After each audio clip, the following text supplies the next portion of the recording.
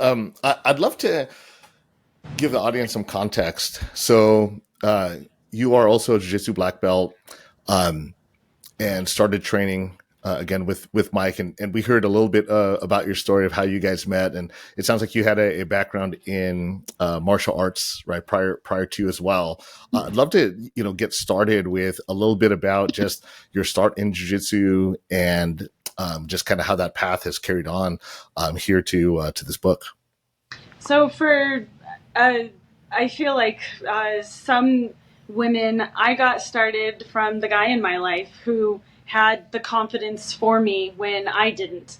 And it was a completely different world for me, going from stand up and feeling the power of the punching and the kicking and sweating and really feeling like, yeah, I'm getting it done and I'm here and I'm training with other guys, versus getting a gi on and grappling. It was very different. And at first it was very much like Mike was inviting me to the mats, and so I would do a lot of no gi.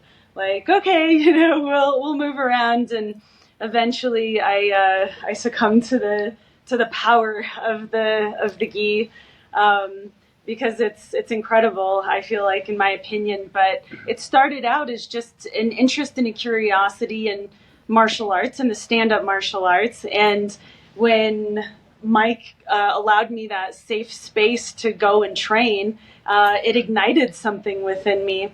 So it was really fun to get to start to train in Jiu-Jitsu. And now he just gave me my first degree for my black belt in May. And so it's, like he said, it's been a progression of starting in stand-up and getting to witness and learn different styles of martial arts, and then ultimately, like so many people, fall in love with what Jiu-Jitsu has to offer, because I feel like it's something that I can do for a very long time, and I feel like I could do that better and at a different level training than I can with any other art. So I'm excited to get to represent that.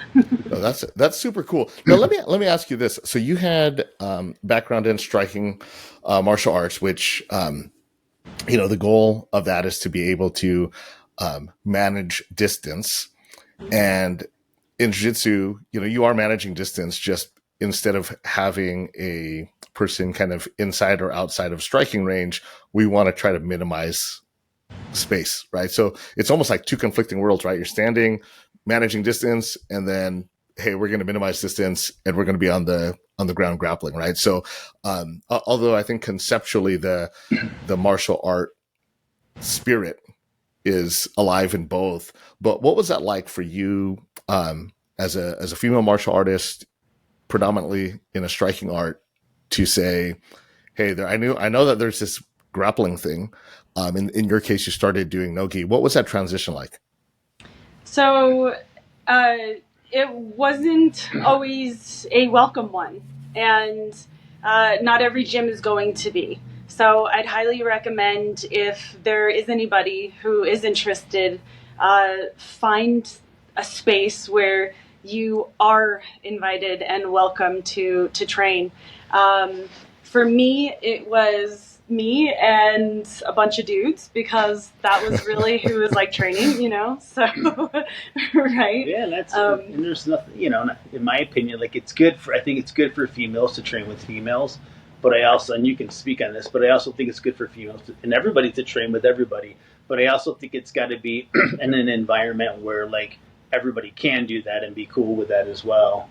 So, like, to speak on what you said before about space, it definitely, I held that same belief before, that I had to control the distance, I had to manage the space, and Mike helped teach me that it was the misuse of the distance, not the distance itself.